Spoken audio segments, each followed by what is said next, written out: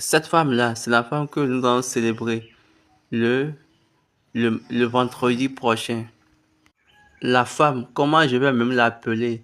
La femme du but, la femme du dessein, la femme de notre but, de notre dessein. Ok, laissez-moi l'appeler ainsi, la femme de notre but. Parce que son histoire a commencé dans l'évangile.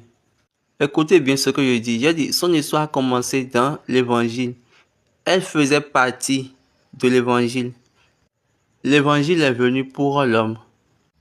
Mais les composantes de l'évangile, quand nous avons cité les composantes de l'évangile, nous avons, et quand nous voulons citer les composantes de l'évangile, nous avons la femme, nous avons la postérité, nous avons le serpent et la postérité. C'est-à-dire quoi? Quand nous voulons parler des composantes de l'évangile, nous avons la femme, sa postérité, le serpent et sa postérité. Ça fait 4 choses. L'évangile est pour l'homme. Les composantes de l'évangile sont au nombre de 4. Okay. Les composantes ont 4 identités. Allons dans la Bible. Genèse chapitre 3. Voyons ce que Dieu a dit. Genèse 3, 15. Je mettrai une inimitié entre toi et la femme, ta postérité et sa postérité. Celle-ci te crasera la tête et tu lui briseras le talon. Donc ici, on a 4 identités. Toi et la femme, ça fait 2. Ta postérité, sa postérité, ça fait 4. 2, 2, 4. Le principe opérationnel du témoignage de Jésus-Christ dans l'évangile est que il brisera ta tête. La postérité de la femme brisera la tête du serpent. On n'a pas dit que la postérité de la femme brisera la tête de la postérité du serpent. Non, on a bien dit la postérité de la femme brisera la tête du serpent et lui brisera son talon. Waouh! L'évangile. Prêcher à l'homme la condamnation du diable ou bien du Satan en présence de l'homme. Tout ce qu'on nous a donné dans l'évangile, j'ai déjà cité les composantes de l'évangile et j'ai dit, on a la femme, le serpent, la postérité du serpent, la postérité de la femme. Les 4 composantes de l'évangile. Donc ce n'est pour rien, c'était facile pour Jésus de dire dans Matthieu 26, verset 13. Je vous le dis en vérité, partout où cette bonne nouvelle sera prêchée dans le monde entier, on racontera aussi en mémoire de cette femme ce qu'elle a fait. Donc, c'était facile à Jésus de prononcer cette phrase. La femme, la postérité de la femme. Le serpent, la postérité du serpent. Dans l'évangile, la défaite du serpent, le fait qu'on va briser sa tête, montre en même temps la défaite de la postérité du serpent. Mais cette femme, la postérité de la femme qui brisera la tête du serpent, qu'est-ce que celle-ci, elle est venue faire? La femme là, elle est venue pour oindre Jésus. Pour oindre Jésus. Montons un peu, lisons Matthieu 26 à partir du verset 6.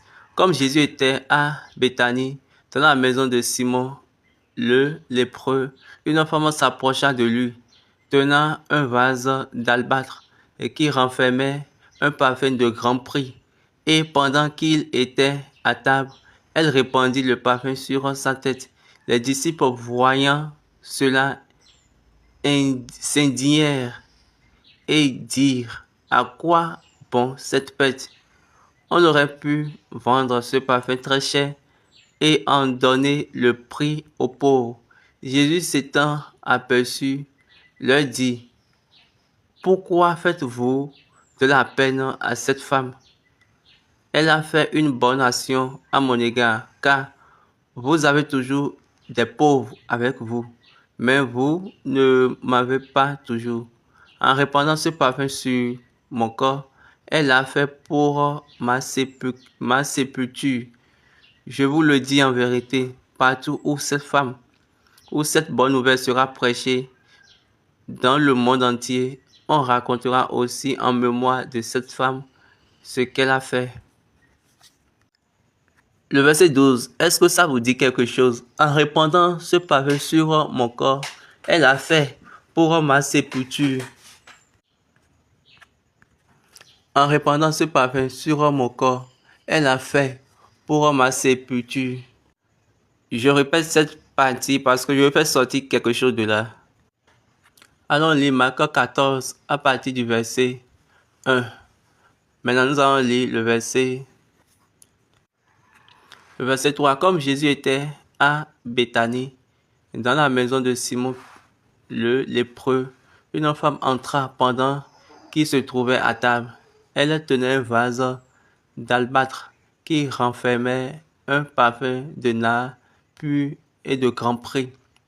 Et ayant rompu le vase, elle répandit le parfum sur la tête de Jésus. Et maintenant, le verset 8, on a dit, elle a fait ce qu'elle a pu. Elle a d'avance embaumé mon corps pour la sépulture. Allons dans Jean pour regarder ce que Jean aussi a dit. Et vous savez que Jean occupe la partie et du côté spirituel de l'évangile de Jésus-Christ. Il était présent comme Matthieu. Mais allons voir l'histoire. Allons voir ce que Jean dit. Jean 12, verset 3. Marie ayant pris une livre d'un parfum de nard pur et de grand prix, oignit les pieds de Jésus et elle lui essuya les pieds avec ses cheveux. Et la maison fut remplie de l'odeur du parfum. Regardez, Matthieu et Marc, eux, ils ont dit que les disciples ont murmuré. Mais Jean ici lui a dit non, nous n'avons pas murmuré. C'est une seule personne qui a parlé. Il a dit un de ses disciples, le verset 4, un de ses disciples, Judas Iscariote, fils de Simon, celui qui devait le livrer, dit, pourquoi n'a-t-on pas vendu ce parfum 300 deniers pour les donner aux pauvres? Ici, Jean dit, elle est venue pour oindre les pieds de Jésus. Les pieds de Jésus. Et les pieds de Jésus, ici, symbolisent l'église. La zone des pieds, c'est l'église. Genèse a dit, il brisera ta tête et toi, tu briseras son talon. Donc, la femme a oint les pieds de Jésus. Autrement dit, elle a oint l'église de Jésus-Christ, afin que les puissances des ténèbres, les puissances de la mort des ténèbres ne prévaudront point sur l'église. Jésus a déjà dit que l'enfer et la mort, bien la porte de l'enfer et la mort ne pourront jamais gagner l'église par cette onction. D'ailleurs, même là, c'est la seule personne qui a oint Jésus. Il a versé l'huile sur Jésus.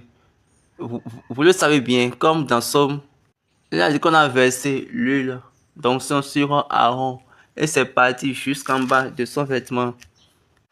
Allons lire le psaume. Psaume 133, à partir du verset 1. Cantique des degrés de David. Voici, qui est agréable, qu'il est doux pour des frères de demeurer ensemble. C'est comme l'huile précieuse qui, répandue sur la tête, descend sur la barbe d'Aaron, qui descend sur le bord de ses vêtements.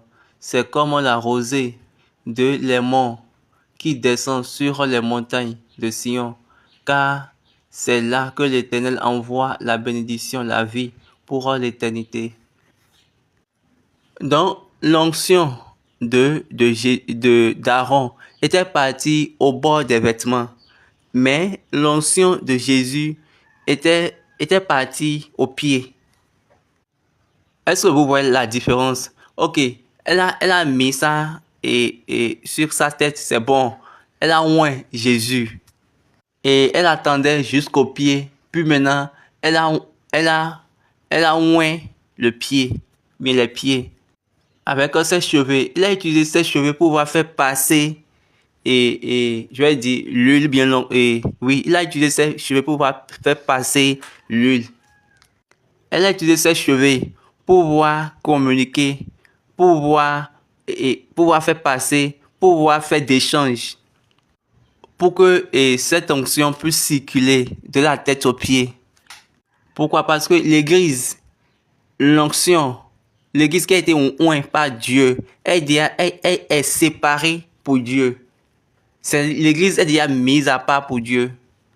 Et le portail de l'enfer et la mort ne pourront pas le vaincre. L'onction d'Aaron était partie au bord des vêtements, mais l'onction de Jésus était partie aux pieds. Elle a mis ça sur sa tête bien. Elle a oint Jésus et elle attendait aux pieds. Et elle a maintenant oint les pieds avec ses cheveux. Elle a utilisé ses cheveux pour pouvoir maintenant oint les pieds.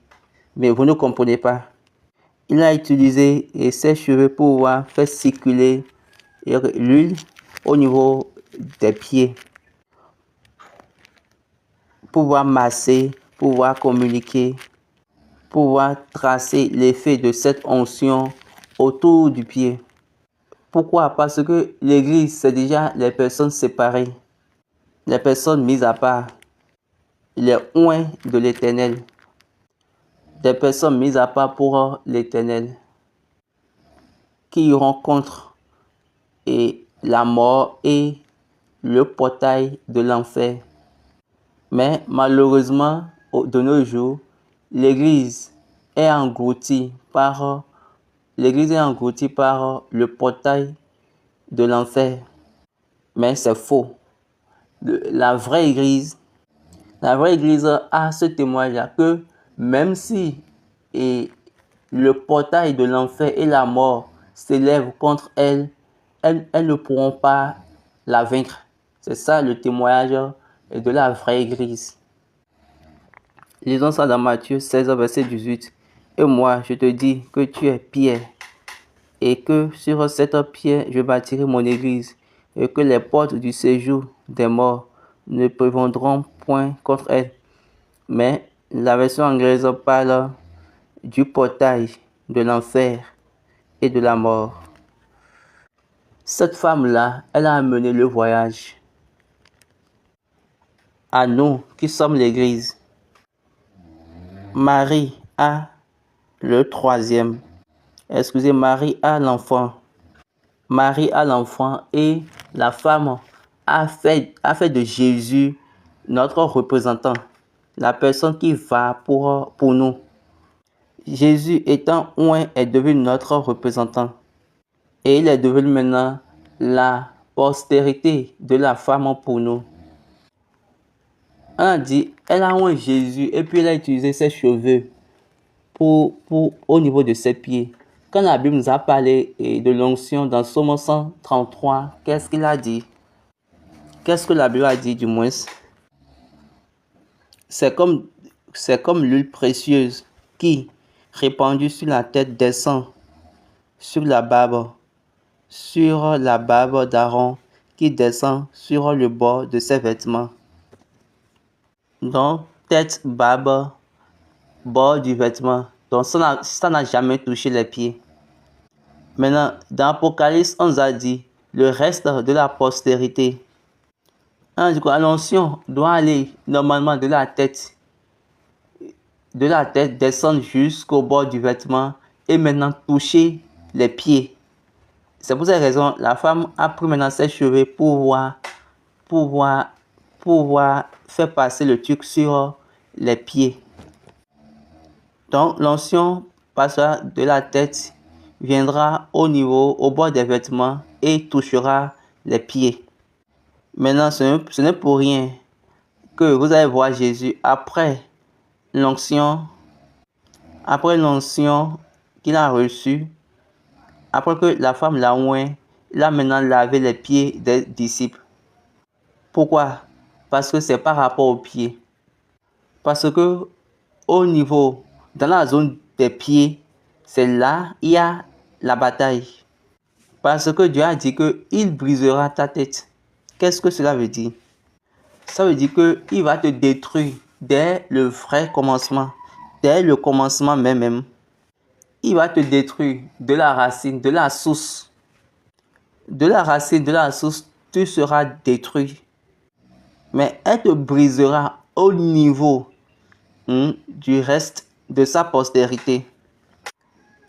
Maintenant, pour que Dieu puisse donner, et puisse renforcer la puissance de l'Église, l'onction de Jésus est venue. Et l'huile qui est descendue de la tête, l'huile de victoire, l'huile qui tient et qui l'accomplit, l'huile de l'accomplissement et de la réalisation est venue de la tête de Jésus qui descend jusqu'au pied. Et la femme l'a fait passer autour du pied pour que l'église soit ointe, pour que l'église soit en pleine puissance, pour que l'église se voit préparée et prête, afin que le portail de l'enfer puisse perdre. Maintenant, qu'est-ce qui fera que l'église sera ferme et résistante? C'est que l'église ne va pas connaître, il n'y aura pas de la transgression du commandement de Dieu au sein de l'église. S'il n'y a pas la transgression au commandement de Dieu, là, vous allez vivre par des témoignages. Bien sûr, témoignages de Jésus-Christ.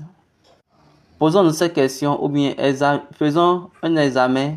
Est-ce que nous ne sommes pas perturbés? Mais est-ce que nous n'avons pas dénaturé ce commandement de Dieu-là que Dieu nous a donné? J'ai appelé la femme là, la femme de notre but. Nous parlons de la Sainte Vierge Marie. La femme de notre but. Posons-nous cette question. Dans ce voyage spirituel, parcours spirituel, où est ton but? Si vous avez déjà transgressé le commandement de Dieu, le mieux pour vous, c'est de vous retourner pour que le témoignage de Jésus-Christ aura preuve dans votre vie, mais sera évidente dans votre vie. Donc, vous devez avoir votre témoignage. Ok, Jésus a dit qu'il y aura de la tribulation, mais dans cette tribulation, vous aurez votre témoignage. Le témoignage de Jésus. Quel est ce témoignage? C'est qu'il brisera sa tête. C'est qu'il ne va pas connaître la défaite. Le témoignage de Jésus-Christ. Comme vous êtes autour de toutes ces choses-là, est-ce que vraiment vous avez le témoignage de Jésus-Christ? Vous l'avez vraiment? Est-ce que c'est évident dans votre vie? J'espère que vous savez bien que Jésus n'a pas dit que lorsque vous prierez, vous aurez de la puissance. C'est pour cette raison qu'ils ont bien dit, ils ont gardé le témoignage, ils ont gardé le commandement de Dieu et puis ils ont le témoignage de Jésus-Christ. Le reste de la postérité de la femme. Est-ce que tu fais partie de ceux-là? Pose-toi ces questions. Es-tu vraiment parmi eux? Ou bien tu te trompes? Maintenant, venons vers les célestes. Vous les célestes, regardez votre commandement. Le commandement de Dieu pour vous, spécialement l'article 93. Et c'est écrit là, c'est dans la Constitution bleue. Il y a des injonctions pour cette église. Ils nous ont dit ce que nous devons faire en tant que membres. La Constitution nous a dit plusieurs choses, ce que nous devons faire, dans quoi nous devons nous mettre, dans quoi nous ne devons pas nous mettre. La Constitution nous a dit toutes ces choses-là. La Constitution bleue est le livre du commandement de Dieu pour nous les chrétiens célestes. Sans aucune équivocation. La Bible n'est pas pour nous. La Bible, c'est juste un livre d'exemple pour nous. Vous allez m'excuser si je vous dis cela. Oui, quand je dis cela, je vais décevoir tous ceux qui disent. Et si la chose n'est pas dans la Bible, on ne va pas le faire. Et je ris. Et oui, je vous connais. Je vais voir vos commentaires. Et puis, je les attends. Cette femme-là était la guerre. Parce que, rappelez-vous, et Dieu a dit, je mettrai inimitié entre toi et la femme, entre sa postérité et ta postérité. Sa postérité brisera la tête du serpent. Et toi, tu briseras son talon. Donc, je vous ai déjà dit que les composantes de l'évangile a 4 composantes. Donc, la femme et sa postérité, le serpent et sa postérité. C'est pour cette raison que je dis, c'est la condamnation du diable, du serpent, en présence de l'homme. L'évangile. Dieu a dit que la postérité brisera ta tête. Dans Apocalypse, vous allez voir, Apocalypse 12, vous allez voir qu'ils ont dit que le dragon s'est irrité contre la femme. Ça fait 1. Apocalypse 12, verset 17. Le dragon fut irrité contre la femme, et il s'en alla faire la guerre au reste de sa postérité, à ceux qui gardent les commandements de Dieu et qui ont le témoignage de Jésus. Donc regardez, il n'est pas parti faire la guerre avec tout le monde, non. Ceux avec le reste de sa postérité. Maintenant, le reste de sa postérité, c'est encore ceux qui ont le commandement de Dieu et ceux qui gardent le commandement de Dieu et qui ont le témoignage de Jésus-Christ. Donc, c'est cette femme-là, à travers les commandements de Dieu pour l'église du christianisme céleste, nous a enseigné la doctrine de Dieu, ce que nous ne savons pas. Et nous n'avons jamais su que c'était donné à nous. Dans ce livre-là, la Constitution bleue, lisons article 99, la section G. Journée de la Sainte Vierge Marie, journée mariale. Lisons d'abord le passage et après nous allons parler sur le vrai enseignement et de cet homme. Journée de la Sainte Vierge Marie. Journée de la Sainte Vierge Marie, journée mariale. C'est la commémoration de l'apparition de la Sainte Vierge Marie au pasteur le 15 juillet 1977. L'importance de la Sainte Vierge Marie dans la foi du christianisme céleste remonte au premier jour de l'Église du christianisme céleste, car le tout premier cantique donné à l'Église par l'intermédiaire d'une de nos premiers visionnaires, Olisata, dit ceci. Cantique numéro 762 dans le livre des cantiques Yoruba. Cette information que le monde entier n'a pas, mais Dieu a voulu et il a pris, il est venu donner à l'église du christianisme céleste. Et c'est dans ce livre de commandements, le livre de la Constitution bleue. Le cantique est venu originellement en Yoruba. Écoutons.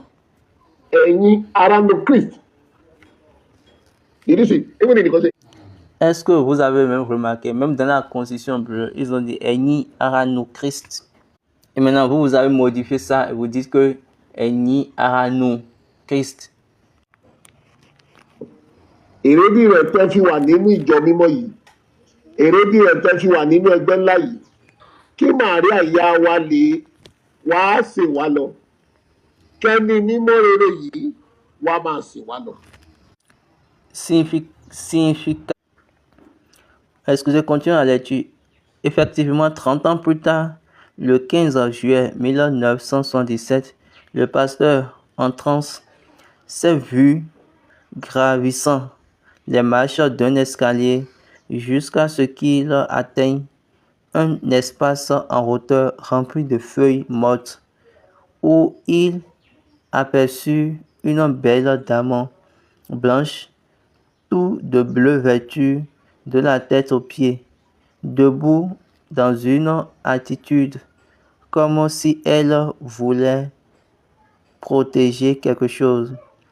Ensuite, le pasteur s'est vu descendant les marches de l'escalier jusqu'à ce qu'il ait aperçu une église, d'où est sorti un révérend père qui lui fit à plusieurs reprises la révérence en signe d'hommage. Puis le pasteur s'est vu montant à nouveau les marches de l'escalier jusqu'à l'endroit où il avait vu la belle dame plus tôt. Cette fois-ci, la belle dame laissa découvrir ce qu'elle protégeait auparavant, un bébé portant une couronne sur la tête, et elle dit, en montant le bébé du droit, Jésù yìí, ẹ̀mí mímọ́ ni, ọkàn mímọ́ ni, ọba ayé ni, ẹni bá fẹ́ sìn dògbò tọ̀nà tó mọ̀ rẹ̀kẹ̀tẹ̀. Ce qui signifie ce Jésus, cet Esprit Saint, ce cœur saint, c'est le roi de vie. Qui veut l'adorer doit suivre la sainteté. Speaking to the baby. Jésù yìí, ẹ̀mí mímọ́ ni, ọkàn mímọ́ ni, ọba ìyè ni. Ẹni bá fẹ́ sìn ín gbọ́dọ̀ tọ̀nà tó mọ́ rèkété.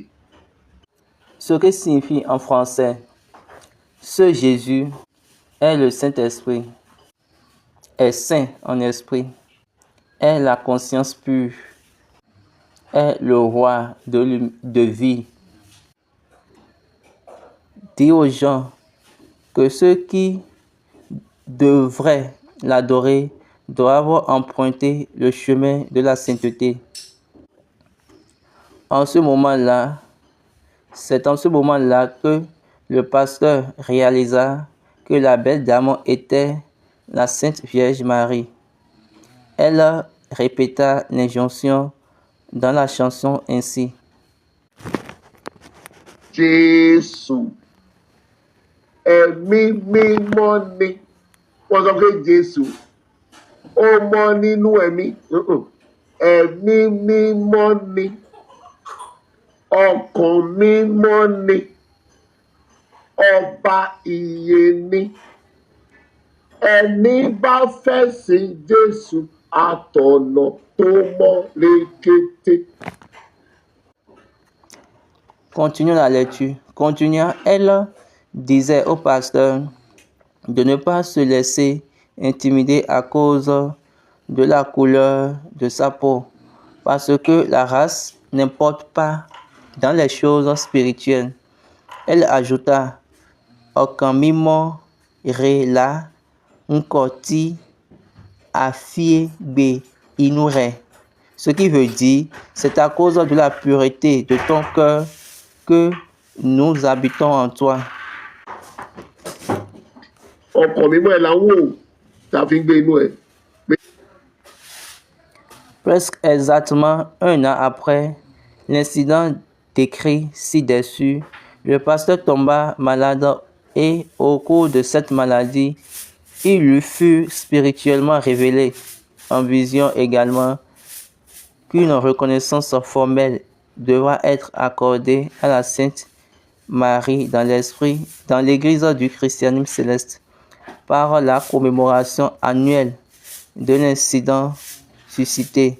En conséquence, le pasteur déclara le premier vendredi du mois de juillet de chaque année, journée de la Sainte Vierge Marie, qui sera célébrée par un grand culte dans toutes les églises du christianisme céleste à travers le monde entier. La première observation de la journée de la Sainte Vierge Marie eut lieu le vendredi 7 juillet 1978. Que la Sainte Vierge Marie nous accompagne. Donc, elle va nous accompagner avec un seul enseignement, une seule doctrine pour nous tous. Quel est ce seul enseignement? C'est-à-dire ce unique enseignement. Jésus est Mimoni. Ce Jésus est le Saint-Esprit. Dans ce livre de loi, je parle de la constitution bleue que Dieu a donnée à Papa Ochofa pour les enfants de l'église du christianisme céleste. C'est uniquement dans ce livre que la Sainte Vierge Marie a enseigné. Ok, laissons ça d'abord et faisons une supposition. Ou bien prenons des faits. Vous êtes sûr que l'église que Papa a quittée et l'église méthodiste, eux n'ont jamais honoré la Sainte Vierge Marie. Ils ont aussi dit qu'il avait parcouru une autre église.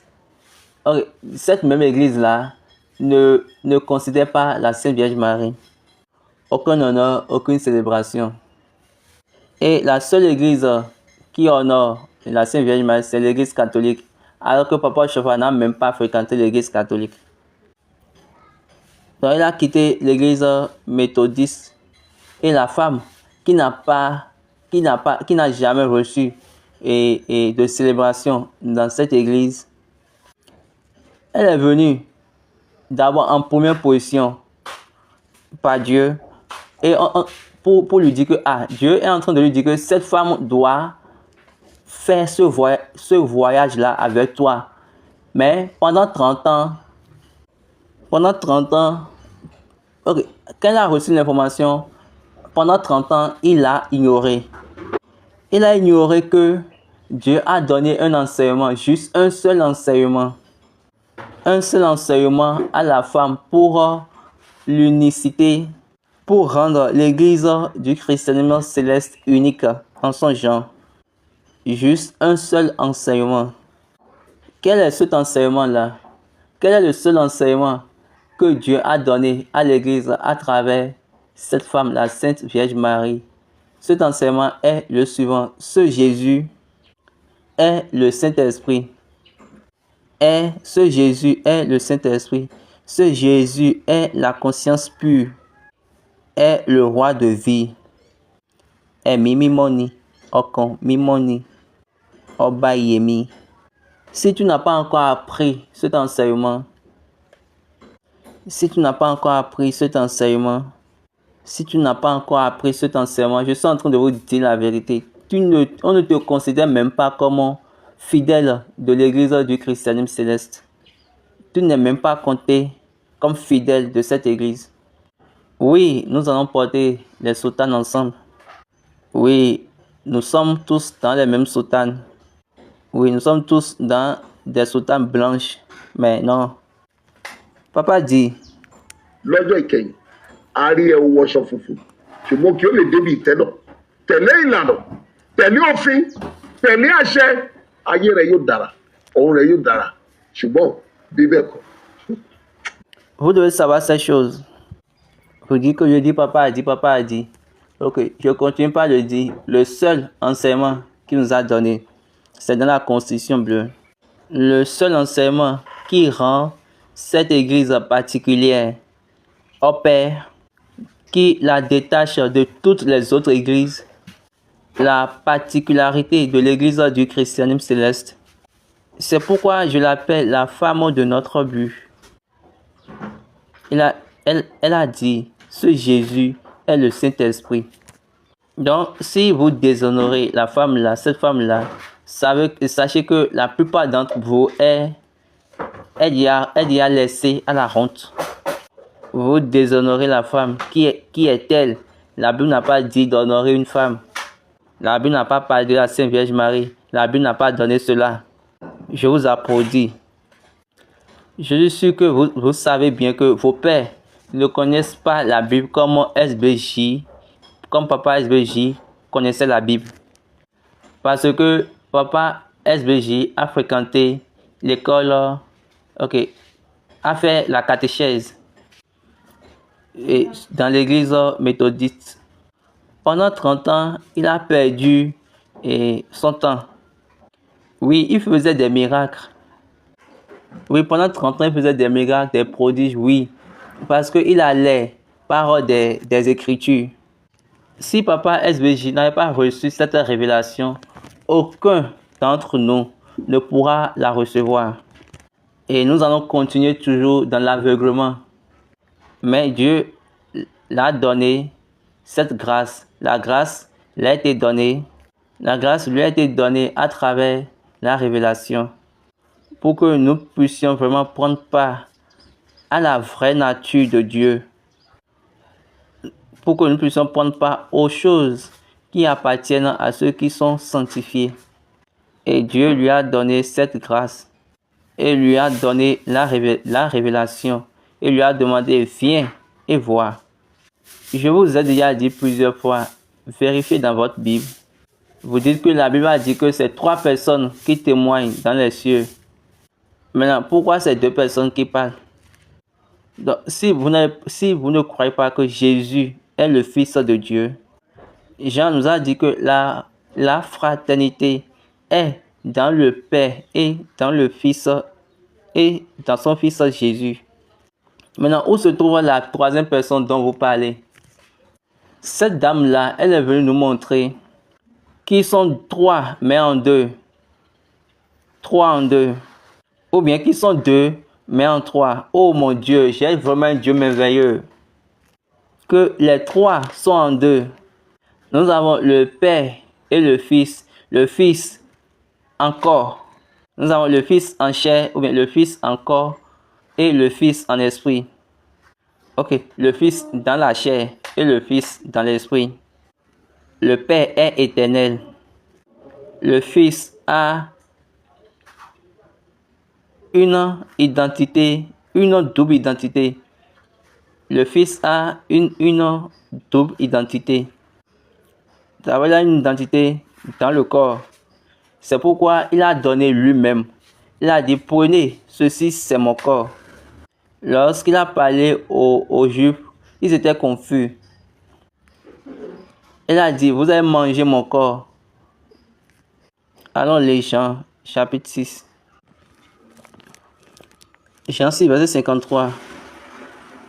Jésus leur dit, en vérité, je vous le dis, si vous ne mangez la chair du Fils de l'homme, et si vous ne buvez son sang, vous n'avez point la vie en vous-même. Celui qui mange ma chair et qui boit mon sang a la vie éternelle, et je le ressusciterai au dernier jour. Car ma chair est vraiment une nourriture, et mon sang est vraiment un breuvage. Celui qui mange ma chair et qui boit mon sang demeure en moi, et je demeure en lui. Comme le Père qui est vivant m'a envoyé, et que je vis par le Père, ainsi celui qui me mange vivra par moi. Est-ce que vous avez entendu ce qu'il a dit? Excepté si vous mangez de sa chair, la chair du Fils de l'homme, et boire son sang. Sinon, vous n'avez point de vie. Donc, ma chair est une nourriture. Donc, après cela, maintenant, il a pris le pain, il a brisé, il a dit que voici mon corps. Ceci c'est mon corps, vous tous mangez. Il a donné son corps pour que son corps soit mangé. Maintenant, nous ne prenons pas de ce corps-là en esprit. Et Paul a dit dans 2 Corinthiens, chapitre 5, verset 16, il a dit, ainsi, dès maintenant, nous ne connaissons personne selon la chair, et si nous avons connu Christ selon la chair, maintenant nous ne le connaissons plus de cette manière. Donc ça, on veut parler de son identité duelle, c'est-à-dire de son identité duale, autrement dit, de sa double identité. C'est-à-dire quoi? Avant, on l'a connu dans la chair. Maintenant, on le connaît maintenant, on ne le connaît plus dans la chair, mais plutôt dans l'esprit.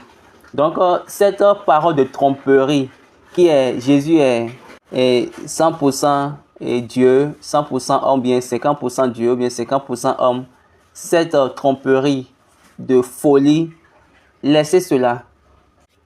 Ce sont que les stupides qui pourront prononcer ces paroles.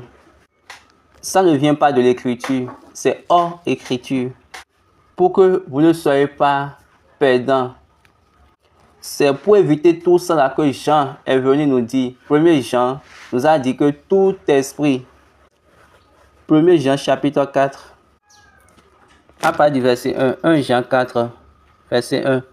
Bien-aimés, n'ajoutez pas foi à tout esprit, mais éprouvez les esprits pour savoir qu'ils sont de Dieu, car plusieurs faux prophètes sont venus dans le monde. Reconnaissez à ceci l'Esprit de Dieu.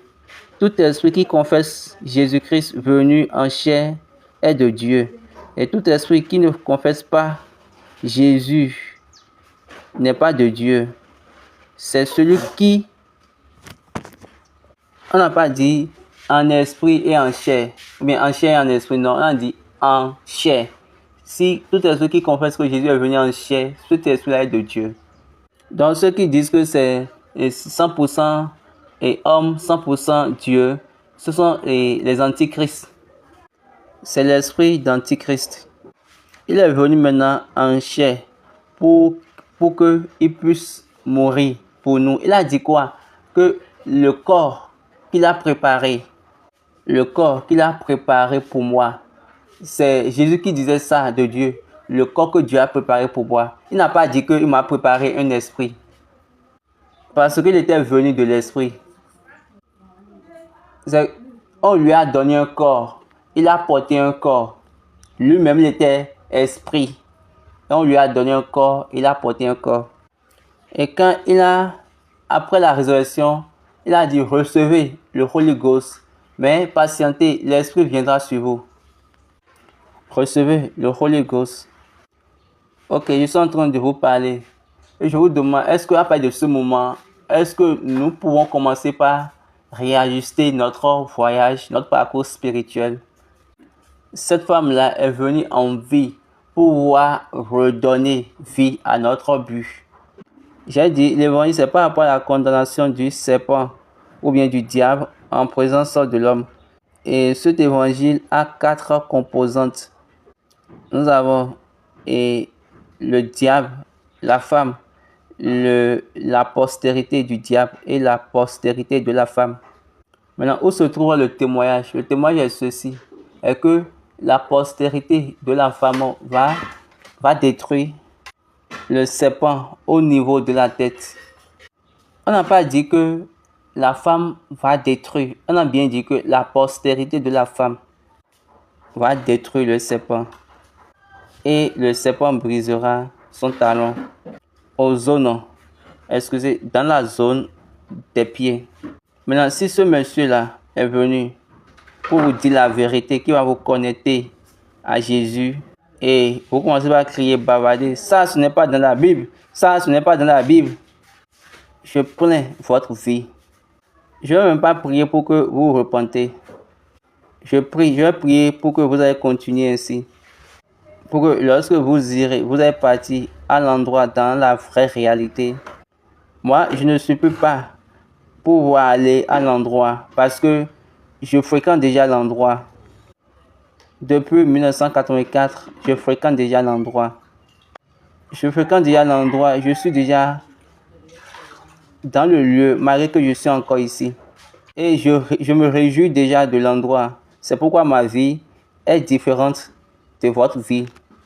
C'est pourquoi elle est remplie de témoignages.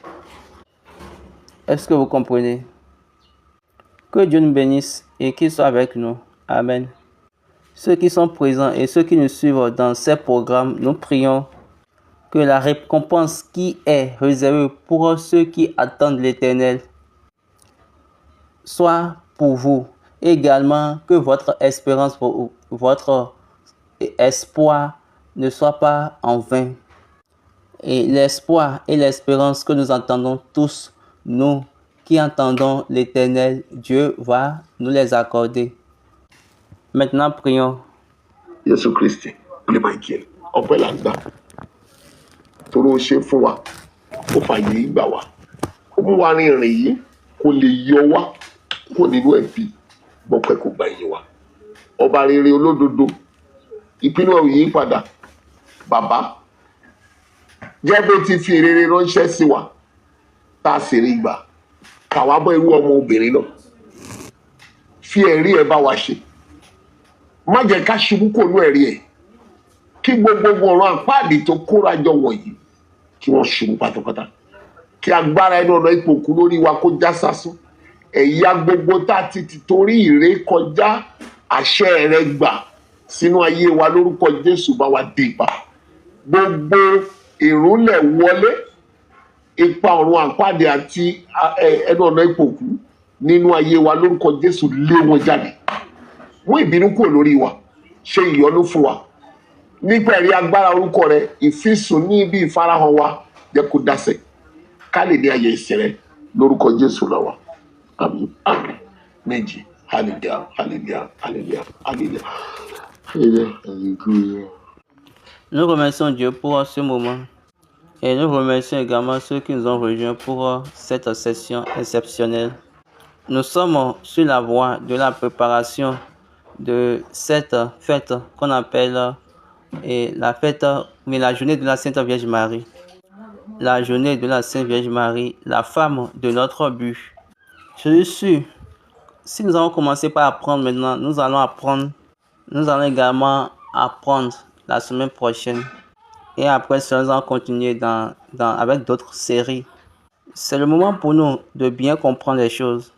Comme je l'ai déjà dit, il peut y avoir d'autres livres de commandements, mais ce livre-là, la Constitution bleue, vous devez tout faire pour avoir un exemplaire.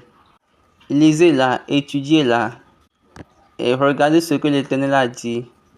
Ne soyez pas loin de ce livre et après vous allez commencer par dire, moi, ça ne me dérange pas, ce n'est pas mon affaire, sauf si c'est dans la Bible. Moïse a dit que c'est pour nous, même nous. Ce commandement, c'est pour nous, nous qui sommes ici. Donc, voici pour nous, les chrétiens, pour nous, ceux de l'Église du christianisme céleste, voici le vrai commandement pour nous. Si vous m'entendez, cherchez à avoir un exemplaire. Je ne suis pas un commerçant. Et sur la paroisse Idje Tachedo, là-bas, vous aurez la copie, c'est-à-dire la constitution originale. Allez là-bas et achetez votre propre constitution bleue. Apprenez-la, gardez-la et mettez ça en pratique. Ou bien apprenez, gardez et faites que Dieu soit avec nous.